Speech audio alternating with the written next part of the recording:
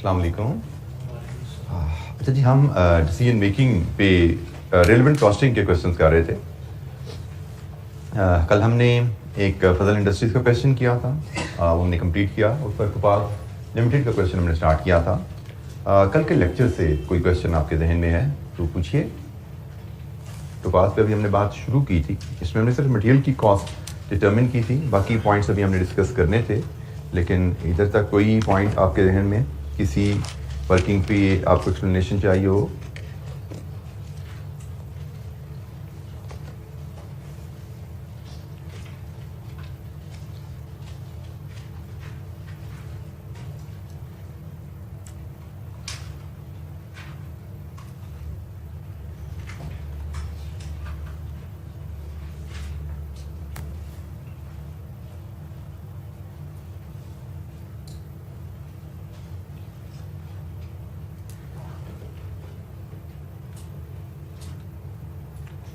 हमने मटेरियल की relevant cost working one से हमने डिटरमिन कर ली थी।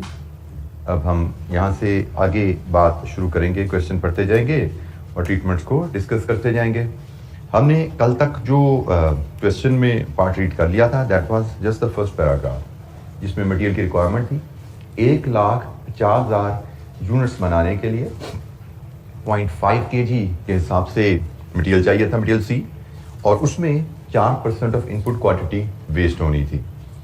तो हमने अकॉर्डिंगली इनपुट क्वांटिटी की वेस्टेज को देखते हुए ये हमने रिक्वायर्ड क्वांटिटी डिटरमिन की थी 1,50,000 यूनिट्स के लिए 0.5 kg के हिसाब से चाहिए, और इसमें से ये हमारी फाइनल जो क्वांटिटी है नेट है, क्योंकि इसने यूजेज बताई है, और इसमें से इनपुट का 4% वेस्ट होता है। इसका मतलब ये 96 है, तो 100 क्या होगा, ये हमारी इनपुट क्वांटिटी आ जाती है 1,50,000 यूनिट्स के लिए। फिर ये आने कहाँ से हैं, उसके लिए मैं बताया गया था कि हम इन हाउस इनको बनाने जा रहे हैं। हमारी इन हाउस कैपेसिटी मटेरियल सी बनाने की 100,000 kgs की है, जिसमें से 75,000 तो हम ऑलरेडी बना के बाहर बेच रहे हैं। 25,000 की कैपेसिटी हमारे पास स्पेयर पड़ी हुई है। तो हमने कहा जी जो तो 25,000 की कैपेसिटी स्पेयर है वो तो आप इन हाउस बना लें। 80,000 आपकी सेटअप कॉस्ट है एक बैच की, 25,000 का एक बैच बनाते हैं, और 25,000 × 200 ये वेरिएबल कॉस्ट है। तो एक बैच को बनाने में आपका खर्चा आएगा इतना, एक ही बैच की आपके पास कैपेसिटी थी। अब बाकी जो बैच यूनिट्स बच गए 78,000 में से 25 आपने बना लिए, तो बाकी जो केजीज बचे वो हमारे पास वाहिद ऑप्शन बची कि हमने जो फॉर सेल रखे हैं, क्योंकि 75 हम बना के बेच रहे थे, तो 25 हमने बना लिए, 75 जो बेच रहे थे, बाकी हम उसमें से ये जो 53,125 बचते हैं हम उसमें से रोक लेंगे, बेचेंगे नहीं। और जब बेचेंगे नहीं तो बेचने के से जो रेवेन्यू आना था वो हमारी अपॉर्चुनिटी कॉस्ट बन गई, क्योंकि उनको बेच के हमें 225 रुपये मिलने थे ना, हमने बना के रखे हुए थे बेचने के लिए, और उनको बेच के हमने 225 रुपये वसूलने थे। तो जब हम इनको यूज कर लेंगे इस कॉन्ट्रैक्ट में, तो वो 225 पर kg की receipt will be forgone, opportunity cost हमारा ये रेवेन्यू बनता है। तो इस तरह हमने ये कॉस्ट मटेरियल की डिटरमिन की थी 17033.25।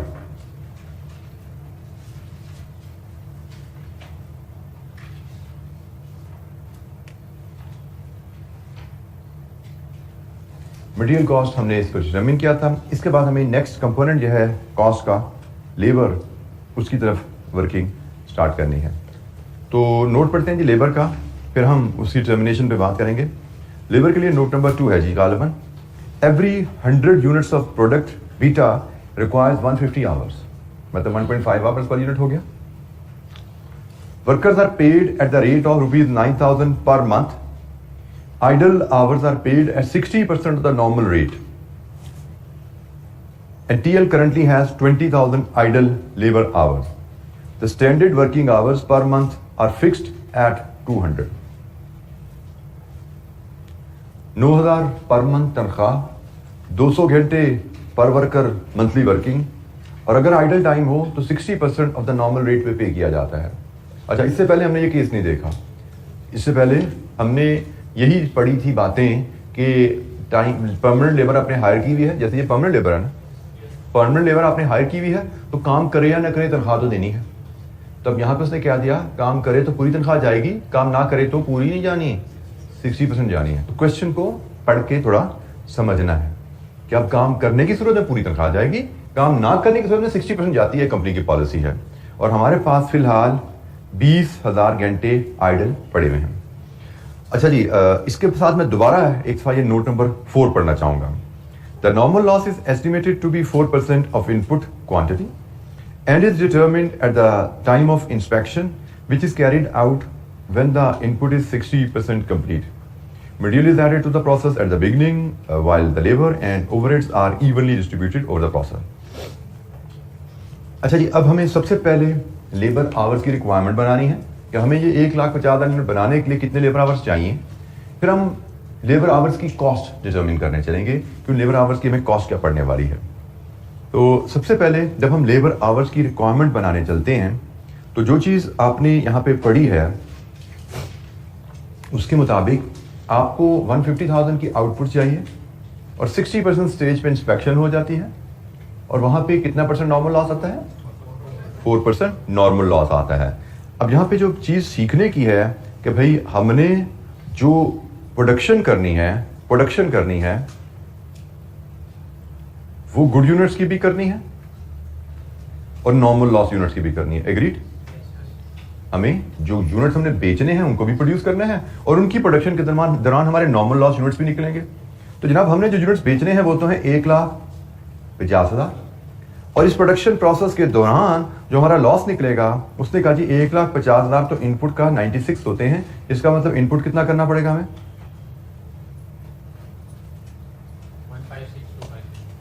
दोबारा कैलकुलेट कर बेटा। मैंने सॉरी माय मिस्टेक, मैंने नॉर्मल लॉस करना है तो उसको 4 से मल्टीप्लाई करना था, मेरी गलती है। नॉर्मल लॉस कैलकुलेट करना मैं 6250 ठीक हो गया जी। तो ये यूनिट्स हमें प्रोडक्शन के बनाने हैं, प्रोडक्शन हमें चाहिए इतने यूनिट्स की जो हमने कस्टमर को देने हैं और हमारा प्रोडक्शन का पैटर्न क्या है कि इनपुट का 4% लॉस हो जाता है, इसका मतलब हमारी आउटपुट 96% होती है। ये 96 है तो 4 क्या होगा जो कि लॉस होता है। ये इनपुट का 96 है तो इनपुट का 4% क्या होगा, तो ये हमने जनाब डिटर्मिन कर ली। तो अब हमें इन यूनिट्स को बनाने के लिए लेबर आवर्स चाहिए, तो labour hours required to produce above units. हमें आवर्स पर यूनिट कितने थे? 150 आवर्स लगते हैं 100 यूनिट्स के लिए, यही था जी। ये आवर पर यूनिट है 1.5 और आपको आवर्स कितने लगेंगे? 1,50,000 यूनिट पे 1,50,000 यूनिट्स हैं एक। और इसके अलावा अब यहाँ पे थोड़ा सा कॉन्सेप्ट देखिएगा, ये फुली कंप्लीट यूनिट्स हैं और ये लॉस यूनिट फुल यूनिट्स होते हैं पार्शल होते हैं? पार्शल होते हैं। तो ये फुल यूनिट्स हैं और 46250 जो यूनिट्स हैं ये हमारे कितने परसेंट इंस्पेक्शन है? 60% इंस्पेक्शन है। तो जनाब अब यहां जरा देखिएगा क्वेश्चन को। हमने 150 फुल यूनिट्स बनाने हैं और हमने 6250 यूनिट्स कन्वर्जन के लिहाज से 60% बनाने हैं। तो हमने टोटल जो इक्वल यूनिट्स ऑफ प्रोडक्शन करनी है वो ये है, इक्वल यूनिट्स ऑफ प्रोडक्शन। इतने फुल यूनिट्स के बराबर हमें लेबर टाइम चाहिए। एक यूनिट पे लेबर टाइम लगता है कितना, उससे मल्टीप्लाई कर दीजिए तो टोटल लेबर आवर की रिक्वायरमेंट आ गई कितना जी? 230,625। ये हमारी टोटल लेबर आवर की रिक्वायरमेंट आ गई इस ऑर्डर को बनाने के लिए। ऑर्डर हमने बनाना है 1,50,000 गुड यूनिट्स बनाएंगे और इतना लॉस यूनिट्स भी बनाना पड़ेगा तभी हमारा ऑर्डर कंप्लीट होता है। तो good units plus normal loss units ये करेंगे तो हमारा ऑर्डर कंप्लीट होगा। और हमें गुड यूनिट्स बनाने हैं तो 1,50,000 फुल यूनिट्स का टाइम लगेगा, लेकिन नॉर्मल लॉस यूनिट बनाने हैं तो 60% टाइम लगेगा। तो ये हमारी equivalent units for as far as the labour hours is concern. Labour hours के लिए हमें कितने फुल यूनिट्स के बराबर टाइम चाहिए? 1,50,000 फुल यूनिट्स और ये पार्शली कंप्लीट यूनिट्स, इनके भी हमने फुल यूनिट्स बना लिए। तो हमें इतने फुल यूनिट्स के बराबर टाइम चाहिए। एक फुल यूनिट पर टाइम आ रहा 1.5 लगता है, उसने कहा 100 के बैच पे 150 लगता है। तो जनाब टोटल हमें कितने फुल यूनिट बनाने हैं? 1.5 के हिसाब से हमारा टाइम लगेगा 230,625 आवर्स। अब नेक्स्ट है इनकी कॉस्टिंग कि भाई इन आवर्स की हमें कॉस्ट क्या पड़ेगी।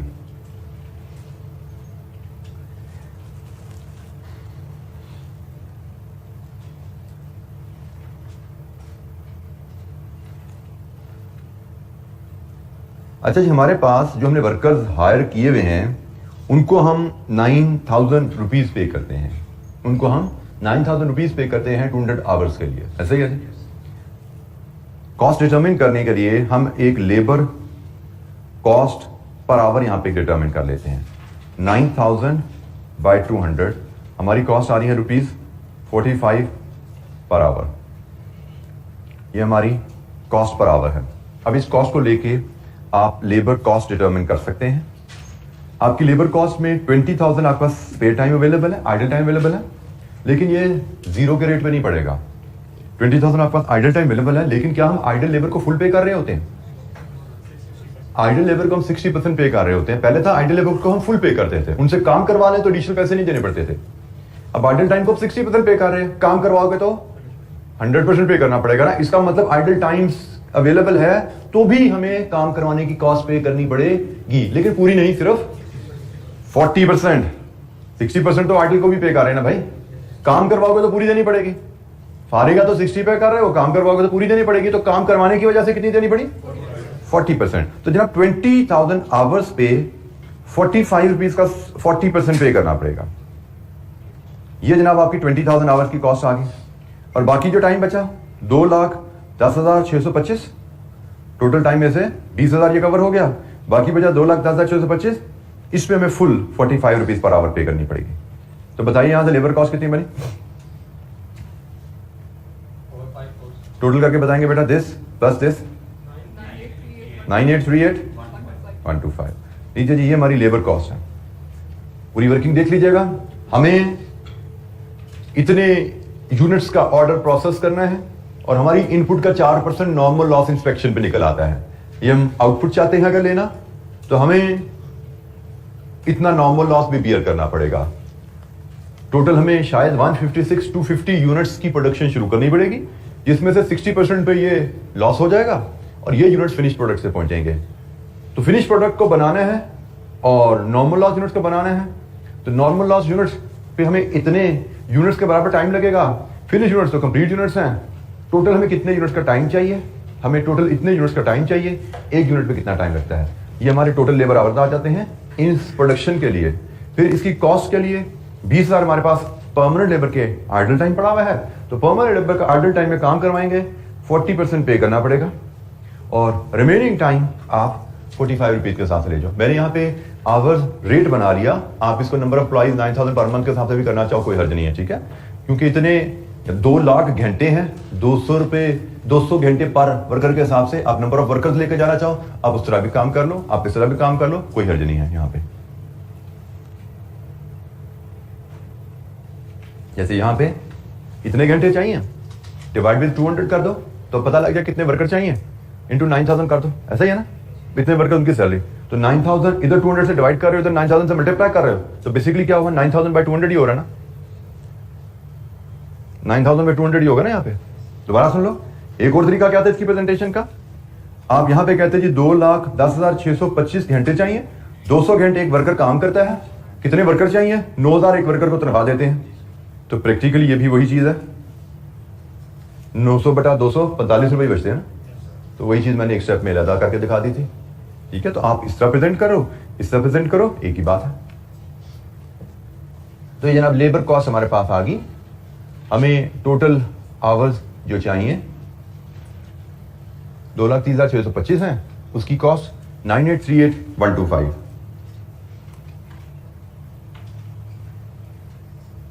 9838,125।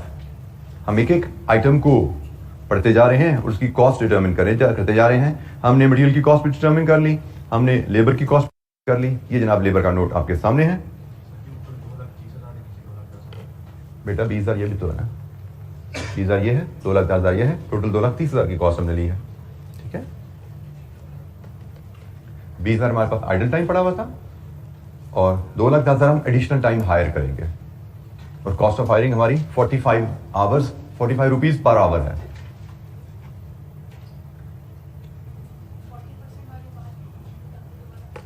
बेटा अगर आप क्वेश्चन पढ़ते हैं तो क्वेश्चन में लिखा हुआ है idle labour hours are paid at 60% of the normal rate. इससे पहले हमने किसी सवाल में जहां पे परमानेंट लेबर आए इस तरह का केस नहीं देखा था। हमें सिर्फ बताया जाता है लेबर की सैलरी 9,000 पर मंथ है, खत्म बात। 20 आवर आइडल है टाइम, खत्म बात। तो वहां पे मतलब क्या होता था कि परमानेंट लेबर का आइडल टाइम काम करवाएंगे तो रेट होता है 0। लेकिन यहां क्योंकि वहां पे हमारी assumption क्या होती थी, परमानेंट लेबर है, काम करे ना करे तनख्वाह तो दे रहे हैं। यहां पे उसने कहा परमानेंट लेबर जरूर है लेकिन काम नहीं करेगी तो पूरी तनख्वाह नहीं देते हम। आइडल टाइम पे हम 60% पे करते हैं। इसका मतलब आइडल टाइम को अगर मैं इस कॉन्ट्रैक्ट में यूज करूंगा तो वर्कर ने काम कर लिया ना, तो फिर मुझे 100% देनी पड़ेगी उसको। इसका मतलब इस कॉन्ट्रैक्ट की वजह से मुझे आइडल टाइम में काम करवाया और आइडल टाइम का 40% भी इस कॉन्ट्रैक्ट को चार्ज करना पड़ेगा, क्योंकि इस कॉन्ट्रैक्ट की वजह से मुझे फुल सैलरी देनी पड़ी। ठीक है, तो 40% बिकम्स रेलेवेंट। तो क्वेश्चन को ध्यान से पढ़ना है। हर दफा परमानेंट लेबर का आइडल टाइम फ्री नहीं होगा। ट्रेनिंग में हमने फ्री पढ़ा हुआ है, बट कॉन्सेप्ट आपको पता होना चाहिए फ्री क्यों है। क्योंकि हमारा वहां पे केस क्या होता था, परमानेंट लेबर से काम करवाओ या ना कराओ तनख्वाह तो दे रहे हो। बट यहाँ पे केस थोड़ा सा उसने बदल दिया, तो वो बदलेगा केस तो हम भी थोड़ा सा अपनी वर्किंग को बदलेंगे। तो क्वेश्चन को आपने इसलिए कहा जाता है बार बार ध्यान से पढ़िएगा। आपको जो चीजें आपने पास्ट पेपर में डिस्कस की होती हैं, जो चीजें आपने किताब में पढ़ी होती हैं, जो असूल पढ़े होते हैं, एग्जामिनर बाद अकात थोड़ी सी चीजों को स्टेटमेंट को बदलता है। अगर आपने असूलों को समझा हुआ है, सिर्फ रट्टा नहीं लगा। जैसे अगर आपने रट्टा लगाया परमानेंट लेबर का स्पेयर टाइम 0 रट्टा लगाया without any understanding of the logic, तो यहाँ पे आके आप गलती कर जाओगे कि ये permanent labour idle time 0, but concept आपको पता नहीं चाहिए क्यों 0। अगर कॉन्सेप्ट आपको पता है तो यहाँ पे आप इस पॉइंट को पिक कर जाओगे, कभी यहाँ पे 0 नहीं होने वाला। यहाँ पे तो आइडल टाइम से काम करवाने पे हमारी जेब से कुछ पैसा निकलेगा, तो जेब से पैसा निकला तो रेलेवेंट। तो इसलिए क्वेश्चन को ध्यान से पढ़ना है और नोट्स को भी बार बार पढ़ते रहना है। प्रैक्टिस भी इंशाअल्लाह करेंगे आप, लेकिन नोट्स को भी पढ़ते रहना है, क्लासरूम लेक्चर्स को भी पढ़ते रहना है, जहां पे बेसिक असूल हम डिस्कस कर रहे होते हैं। अच्छा जी, नेक्स्ट पॉइंट की तरफ मूव करते हैं हम। पॉइंट नंबर 1, 2 और 4 हम डील कर चुके हैं। अब सिर्फ एक पॉइंट रह गया है, note point number 3, variable overhead application rate is 25% per hour. अच्छा जी, वेरिएबल ओवरहेड्स आर रेलेवेंट, ठीक है जी। फिक्स ओवरहेड के एप्लीकेशन रेट, एब्जॉर्प्शन रेट वो इरेलेवेंट होता है, but variable overheads are relevant. तो 25 रुपए पर लेबर, इसके आगे फिक्स ओवरहेड की कहानी है, तो हम वेरिएबल ओवरहेड को पहले यहां पे इनकॉर्पोरेट कर लें, क्योंकि उसका एक छोटा सा जुमला उसने लिखा कि वेरिएबल ओवरहेड 25 रुपए पर लेबर आवर है। तो जनाब वेरिएबल ओवरहेड को हम वर्किंग 2 से लेबर आवर उठाएंगे, 2,30,625, यही थे 2,30,625, यह ना लेबर आवर्स। इस प्रोजेक्ट के लिए 2,30,625 लेबर आवर वर्किंग 2 से हम उठाएंगे और इसको 25 रुपए से मल्टीप्लाई कर देंगे। कितनी कॉस्ट है? 5,625। अब आखिरी आइटम रह गया जी फिक्स्ड ओवरहेड। अब इसको भी तवज्जो से सुनिएगा, यहां पे भी आपकी नॉलेज बेस थोड़ी सी प्रैक्टिकल पॉइंट ऑफ व्यू से हम थोड़ी सी पॉइंट्स डिस्कस करके इसको ब्रॉड करेंगे। इसी पैराग्राफ में आगे कहानी फिक्स्ड ओवरहेड की है, यहां से जी फिक्स्ड ओवरहेड की कहानी शुरू हो रही है। Fixed overheads are estimated at 22 million. It is estimated that the special order would occupy 30% of the total capacity. हमारे प्लांट की जितनी कैपेसिटी है उसका 30% इस स्पेशल ऑर्डर को चाहिए।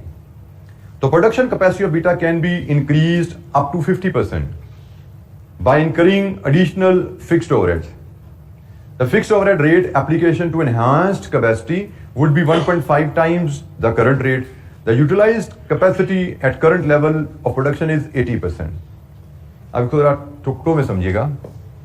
करंट प्रोडक्शन लेवल मतलब हम जो करंटली प्रोडक्शन कर रहे हैं उसमें हमारी प्लांट की 80% कैपेसिटी यूज हो रही है, और अगर हम ये ऑर्डर एक्सेप्ट करते हैं तो इसके लिए हमें कितनी कैपेसिटी चाहिए? 30%। हमारा प्लांट ऑलरेडी 80% कैपेसिटी पे चल रहा है, और अगर हम ऑर्डर एक्सेप्ट करते हैं तो special order would occupy 30% of total capacity. इसका मतलब ऑर्डर एक्सेप्ट करने की सूरत में हमें अपने प्लांट की कैपेसिटी से ज्यादा ऊपर जाना है, तो उसके लिए उसने हमें यह जुमला बताया हुआ है, production capacity of plant can be increased by incurring additional capital expenditure overheads. और कैपेसिटी बढ़ाने के लिए जो रेट होगा वो क्या होगा, ये जुमला आ गया। तो पहले दोबारा सुनिए, प्लांट की जो भी कैपेसिटी है उसका 80% हम ऑलरेडी यूज कर रहे हैं, और इस ऑर्डर को एक्सेप्ट करते हैं तो 30% हमें मजीद टाइम चाहिए। भाई हमारे पास तो 100 ही होता है ना, हमारे पास तो 100% कैपेसिटी है ना, 80 ऑलरेडी यूज में है, 30 मजीद चाहिए। इसका मतलब हमें प्लांट की कैपेसिटी बढ़ानी पड़ेगी। कितनी बढ़ानी पड़ेगी? 10%। अभी हम 100 पे खड़े हैं, 80 मसरूफ है, 20 फारिग पड़ी हुई है, हमें 30 चाहिए, इसका मतलब हमें प्लांट की कैपेसिटी को बढ़ाना पड़ेगा 10% से। वो कहते हैं जी प्लांट की कैपेसिटी तो अप टू 50% आप चाहें तो बढ़ा सकते हैं, चाहे तो अप टू 50% बढ़ा सकते हैं, बट हमें सिर्फ बढ़ाना है 10%। अब प्लांट की कैपेसिटी बढ़ाने से मुराद क्या होता है?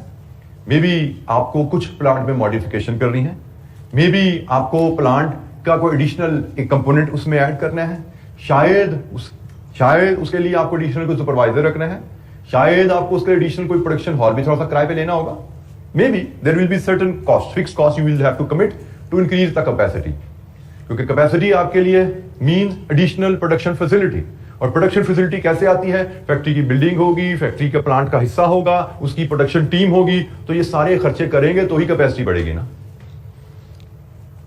तो उसने कहा जी कैपेसिटी बढ़ानी है, अप टू 50% बढ़ा सकते हो, हमने तो सिर्फ 10% बढ़ानी है, लेकिन कैपेसिटी बढ़ाने के लिए जो खर्चा आएगा वो कितना होगा? 1.5 times of the current rate.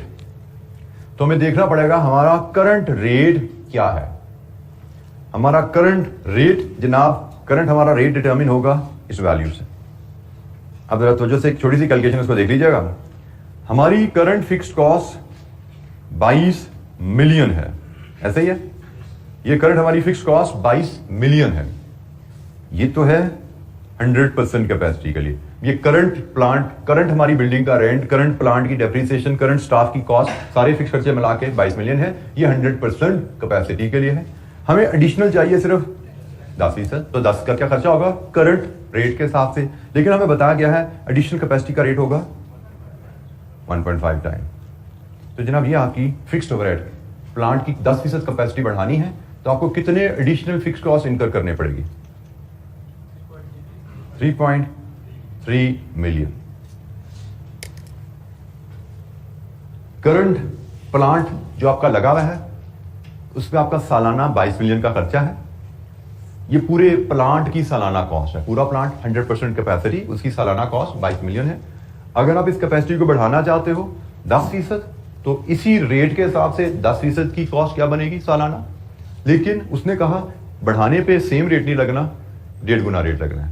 तो सेम रेट के हिसाब से 10% की कॉस्ट क्या है और 1.5 गुना के हिसाब से 10% की कॉस्ट क्या होगी। हमें तो इस ऑर्डर के लिए अपनी प्लांट की कैपेसिटी को 10% बढ़ाना पड़ेगा। तो ये जब हमारी 10% कैपेसिटी को बढ़ाने के लिए सालाना कॉस्ट लीजिए जी, this completes our total cost of the order. कितनी बनी total cost of the order? 35936,875।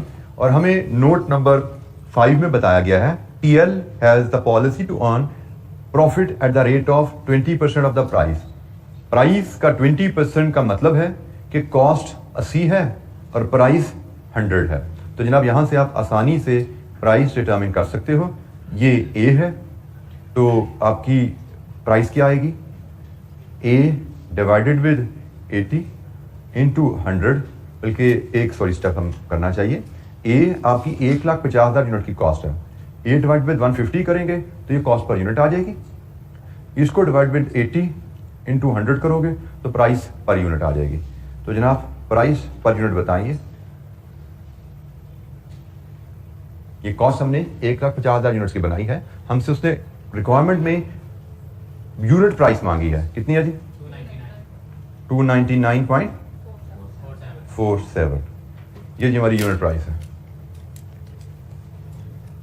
और यहां पे अगेन 14 मार्क्स का क्वेश्चन है। हर स्टेप के नंबर होंगे। 14 मार्क्स से में भी एक नंबर इस स्टेप के हैं। मतलब आपको पूरा सवाल कुछ नहीं आता। यहां पे आप 500 रुपये ज्यूम करके ये स्टेप लगा दोगे ना तो एक नंबर इस चीज का मिल जाता है। प्रॉफिट कॉस्ट से प्राइस पे जाना, मार्जिन के कॉन्सेप्ट को यूज करके। एक नंबर यहां से यहां तक आने के होंगे, शायद एक नंबर मेरे ख्याल से ज्यादा नहीं होगा। और बाकी 13 नंबर आपके यहाँ बटे हुए हैं। मे भी 2 नंबर इसके होंगे, मे भी 1 नंबर इसका होगा, मे भी 4 नंबर, 3 नंबर, 4 नंबर समवेयर यहाँ पे बटे हुए सारे नंबर। हर स्टेप पे आपको नंबर मिल रहे हैं। GNE क्वेश्चन, कोई सवाल? रेलेवेंट कॉस्टिंग का एक बड़ा ये अच्छा एक सवाल है। आगे भी चैप्टर में हम जाएंगे। डिसीजन मेकिंग के चैप्टर में भी रेलेवेंट कॉस्ट का कॉन्सेप्ट यूज होने हैं। वहां पे भी आपको एक आध इलस्ट्रेशन और कुछ कॉम्प्रिहेंसिव क्वेश्चन पास पेपर में इस कॉन्सेप्ट पे मिलेंगे। लेकिन फिलहाल इस एरिया पे हमारी डिस्कशन अभी यहीं पे ही। अब हम नेक्स्ट चैप्टर पे जाएंगे। उस चैप्टर में इसकी डिस्कशन फिलहाल चलती रहेगी। इस चैप्टर की डिस्कशन हम यहाँ खत्म कर रहे हैं। कोई सवाल?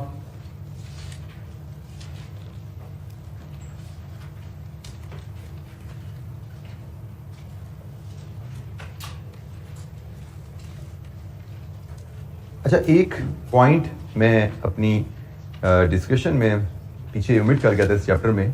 मे बी आपने किसी अगर चैप्टर रीड किया तो पॉइंट आपको समझ आ गया होगा डेप्रिसिएशन का, इसलिए मुझसे किसी ने पूछा ही नहीं शायद, मुझे तो यही लगता है कि फिर भी मैं एक क्विकली उसको जरा टच करना चाहूँगा। वो पावर पॉइंट में unfortunately I forgot to include, जिसकी वजह से मुझसे वो डिस्कशन में ओमिट हो गया। It's on page 262। अपनी टेक्स्ट बुक पे पेज 262 पे आएंगे तो 1 मिनट की डिस्कशन, 1 मिनट का पॉइंट डेप्रिसिएशन।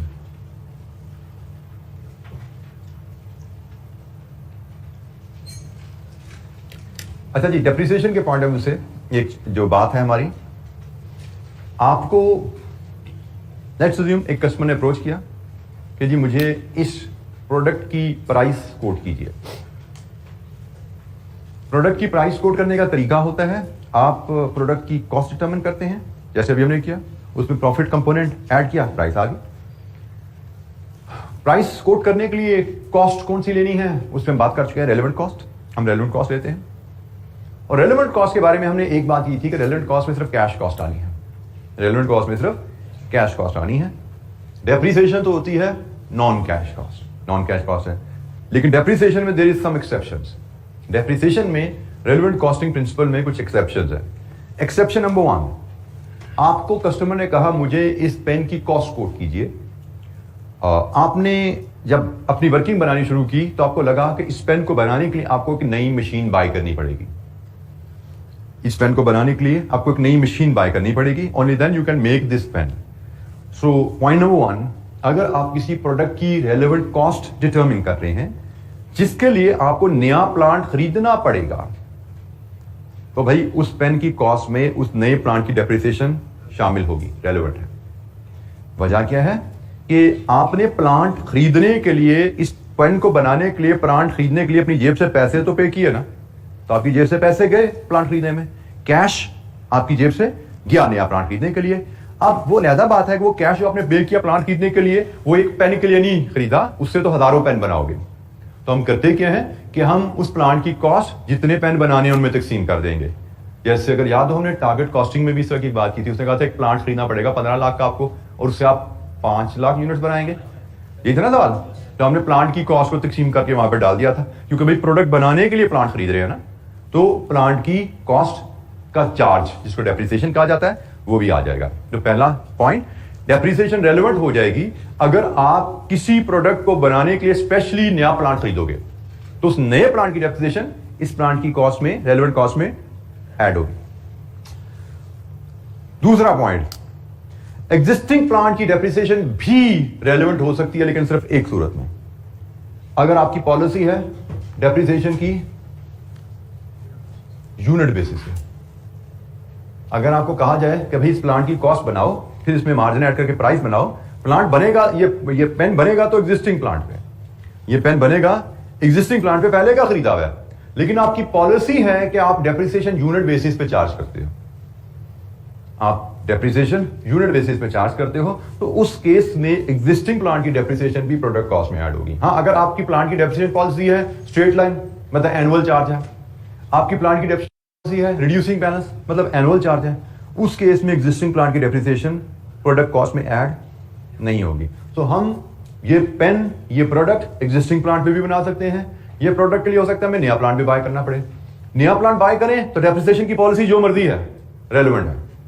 नया प्लांट बाय करें तो डेप्रिसिएशन की पॉलिसी जो मर्जी रखो नए प्लांट की, डेप्रिसिएशन नए प्लांट की जो आपने इस पेन के लिए खरीदा है इसकी कॉस्ट में ऐड करोगे। लेकिन एग्जिस्टिंग प्लांट पे पेन बनना है, फिर हमें डेप्रिसिएशन पॉलिसी देखनी पड़ेगी। अगर तो डेप्रिसिएशन स्ट्रेट लाइन एनुअल है, डेप्रिसिएशन पेन की कॉस्ट में ऐड नहीं करनी। अगर डेप्रिसिएशन रिड्यूसिंग बैलेंस एनुअल है, पेन की कॉस्ट में ऐड नहीं करनी। लेकिन अगर एग्जिस्टिंग प्लांट की डेप्रिसिएशन पर यूनिट है, तो फिर एग्जिस्टिंग प्लांट की डेप्रिसिएशन भी relevant cost of the pen में ऐड होगी। ठीक है। अच्छा, ये पॉइंट हमने चैप्टर कंप्लीट कर लिया, इस चैप्टर में कहीं डिस्कस नहीं हुआ। शायद हम अगले चैप्टर में जब जाएंगे, जैसे मैंने कहा, वो भी, उसमें भी रेलेवेंट कॉस्टिंग के कॉन्सेप्ट यूज होते हैं, वहां पे शायद हमें सवाल को मिलेगा जिसमें ये कॉन्सेप्ट टेस्ट हो रहा होगा। तो बात फिर वही, आज नोट्स को पढ़ते रहोगे तो कॉन्सेप्ट जहन में रहेंगे, नोट्स को पढ़ना भूल गए, पास पेपर क्वेश्चन को ऐसा नजर से ना गुजरा जिसमें ये कॉन्सेप्ट टेस्ट हुआ है, तो फिर एग्जाम में ये कॉन्सेप्ट आपको याद नहीं रहने वाला। ठीक है। तो हमें नोट्स को बार बार देखते रहना है कि भाई ताकि असूल हमें सारी जहन में रहे। एग्जाम में जो असूल आएगा उसके मुताबिक हम जो हमें केस आएगा उसको असूल के मुताबिक ट्रीट किया करेंगे। मैंने जैसे कहा मुझे लगता है कि शायद इस केस पे कोई हमें क्वेश्चन मिलने वाला है आगे चल के।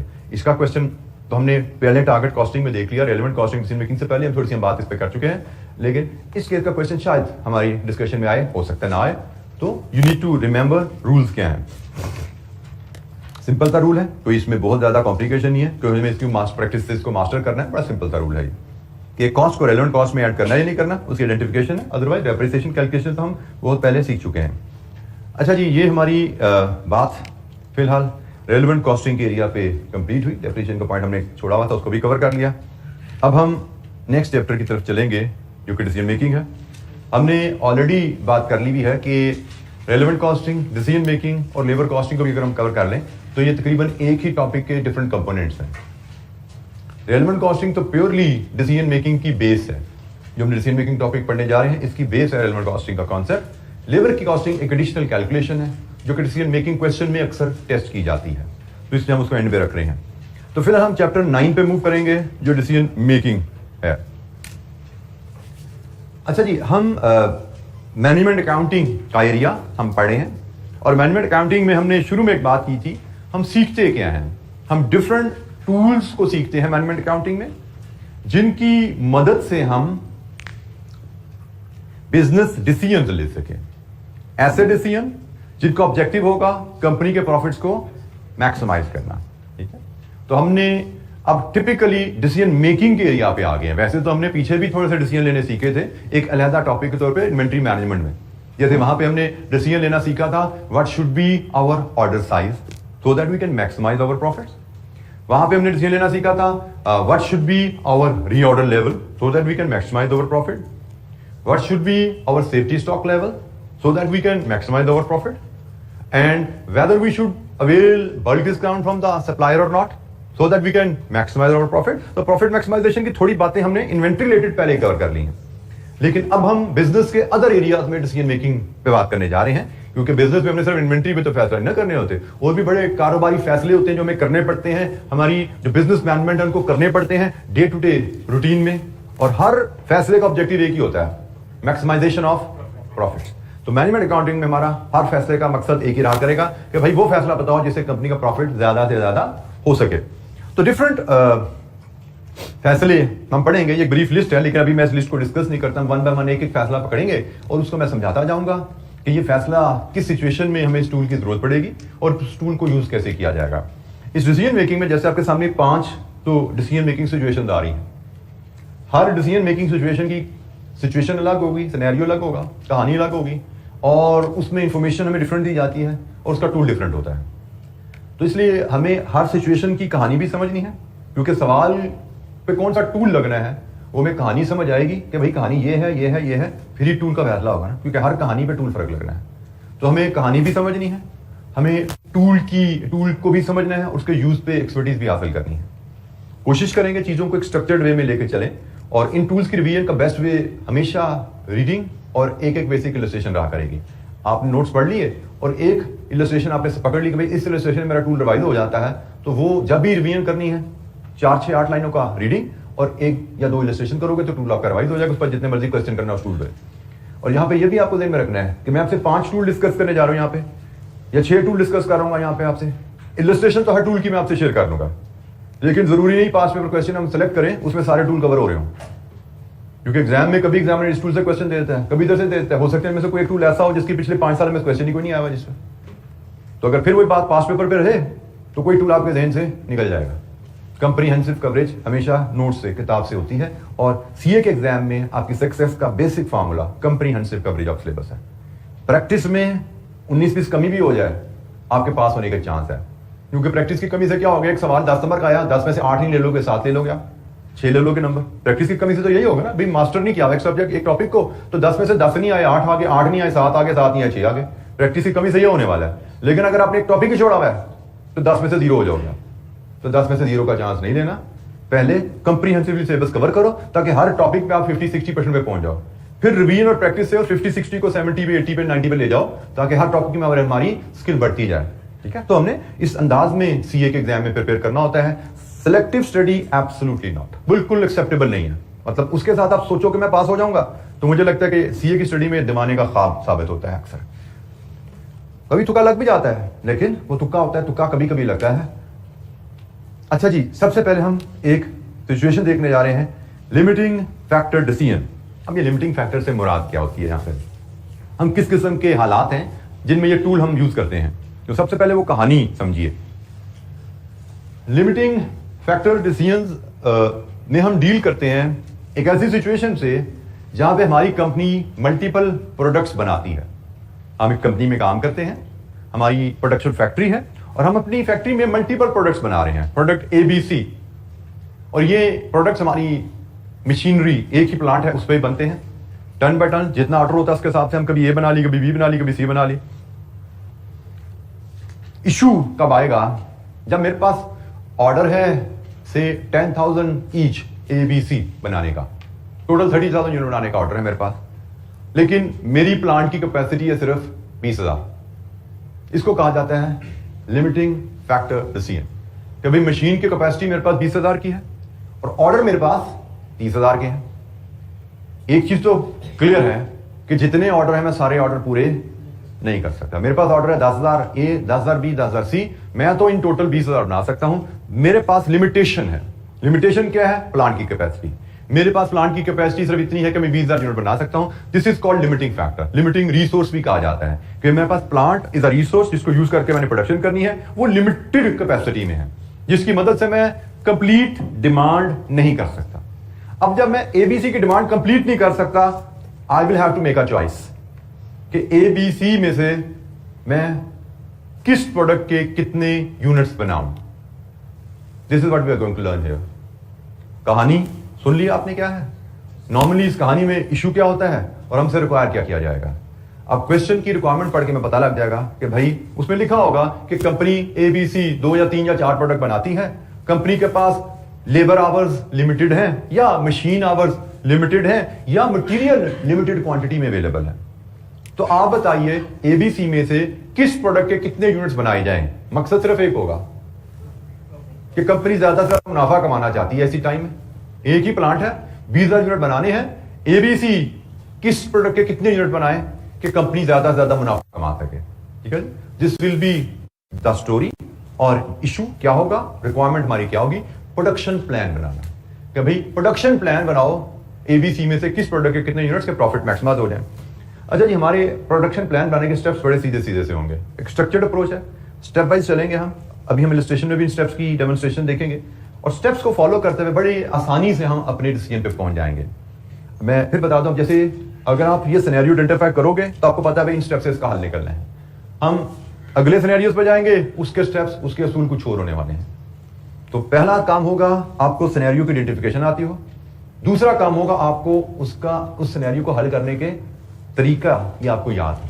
ठीक है, हम रिवीजन से, प्रैक्टिस से इंशाअल्लाह बड़ी आसानी से हमको याद कर पाएंगे। बट ये असूल याद रखना, क्योंकि नॉर्मली चैलेंज बच्चों को क्या आता है एग्जाम में, कहानी का नहीं पता लगा किस टॉपिक की ये डिसीजन मेकिंग है। तो टॉपिक आइडेंटिफाई करना पहले और फिर उस टॉपिक के मुताबिक टूल को अप्लाई करना, ये इस चीज का हमें ख्याल रखना है। और इंशाअल्लाह भी डिस्कशन एंड रिवीजन क्लास में प्रैक्टिस से हम इस चीज को मास्टर कर लेंगे। लेकिन घर की रिवीजन आपकी बहुत जरूरी रहेगी, रेगुलर रिवीजन बार बार देखते रहना जरूरी रहेगा। अच्छा जी, पहला स्टेप हमारा यहाँ पे है आइडेंटिफाई द स्केर्स रिसोर्स।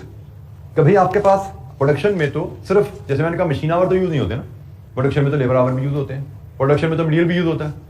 तो पहला काम आपको करना पड़ता है कि भाई कौन सा रिसोर्स है which is in short supply, कौन सा रिसोर्स है जिसकी वजह से मैं ऑर्डर पूरा नहीं कर पा रहा।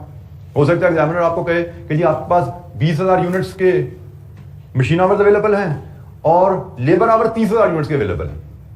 अब बताओ किस रिसोर्स की वजह से आप ऑर्डर पूरा नहीं कर पा रहे। मशीन आवर की वजह से, क्योंकि लेबर आवर तो 30,000 यूनिट्स के अवेलेबल है। रिसोर्स हमारे पास दोनों हैं, मटेरियल भी, लेबर भी और मशीन आवर भी, दोनों हैं। लेकिन इनमें से वो रिसोर्स जिसकी वजह से हम ऑर्डर पूरा नहीं कर पा रहे वो एक है, मशीन आवर। उसको हम लिमिटिंग फैक्टर कह रहे हैं। लेबर की भी क्वांटिटी अनलिमिटेड नहीं है हमारे पास, लेबर भी हमारे पास 30,000 यूनिट्स की अवेलेबल है, लेकिन हमारी डिमांड भी तो 30,000 है ना। तो इसका मतलब लेबर हमें डिमांड पूरा करने से नहीं रोक रही, हमें डिमांड पूरा करने से क्या रोक रहा है, मशीन आवर। तो पहला स्टेप हमारा यही होता है, लिमिटिंग फैक्टर को आइडेंटिफाई किया जाए।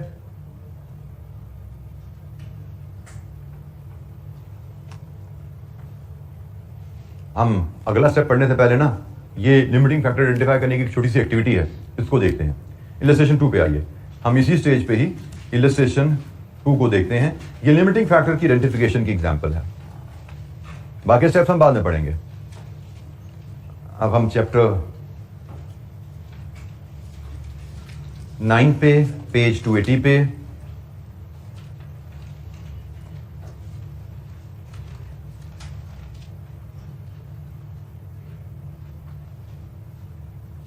Illustration number 2, identify the limiting factor if any. तो लिमिटिंग फैक्टर है तो बताइए। Babar limited produces 3 products with the following budget for the coming year. Machine hours minutes per minute, सवाल ध्यान से पढ़ा कीजिए। एक्स वाई जेड में मिनट्स कितने लगने हैं, labour hours minutes per unit, X Y Z में कितने मिनट्स लगने हैं, एक्सपेक्टेड डिमांड एक्स वाई और जेड की डिमांड्स क्या हैं। Finance manager has budgeted that maximum hours available will be 8,000 and 7,000 for machine work and labor work. Machine work के 8,000 और लेबर वर्क के 7,000 घंटे अवेलेबल होने वाले हैं। हमसे कहा जा रहा है आइडेंटिफाई द लिमिटिंग फैक्टर। इनमें से कोई लिमिटिंग फैक्टर है? अब लिमिटिंग फैक्टर से मुराद क्या है? Limiting factor is a resource which is in short supply when compared with the requirement. Resource कोई भी अनलिमिटेड आपके पास अवेलेबल नहीं होता। क्वांटिटी देखें तो इन दोनों की लिमिटेड है, इसके 8,000 है, इसके 7,000 है, ये लिमिटेड रिसोर्सेज अवेलेबल हैं। बट लिमिटिंग फैक्टर है या नहीं वो तो आप कंपेयर करोगे अवेलेबल को रिक्वायरमेंट के साथ, ठीक है। तो हमें लिमिटिंग फैक्टर आइडेंटिफाई करना है। उसके लिए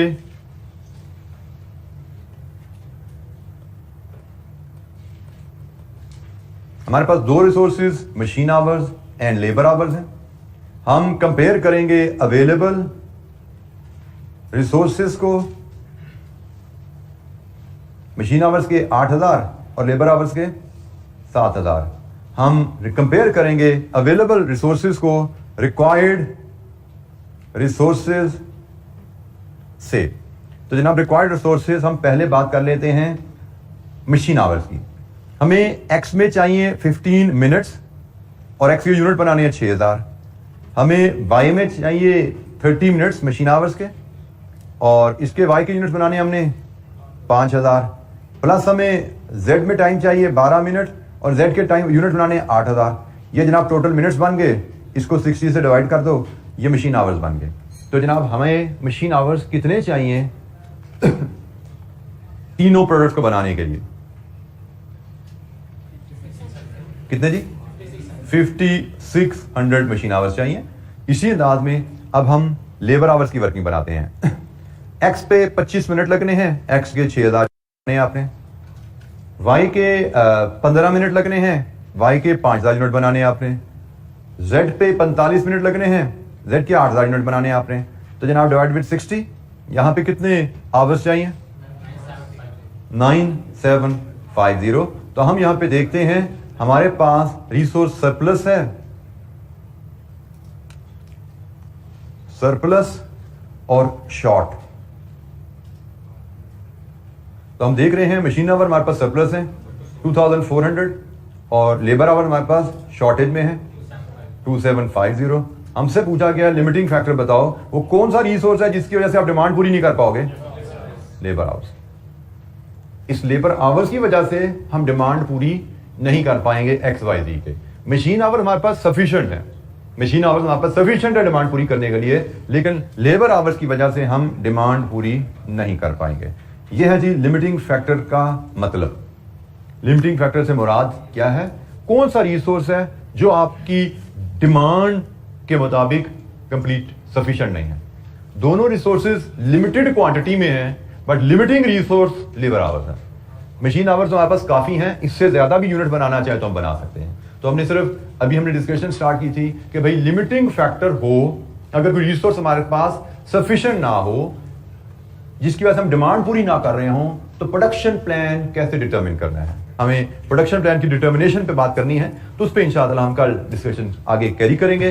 फिलहाल लिमिटिंग फैक्टर होता क्या है हमने उसको आइडेंटिफाई किया। आज के लिए इतना ही, बाकी इंशाअल्लाह कल डिस्कशन कैरी करेंगे। थैंक यू, अस्सलाम वालेकुम।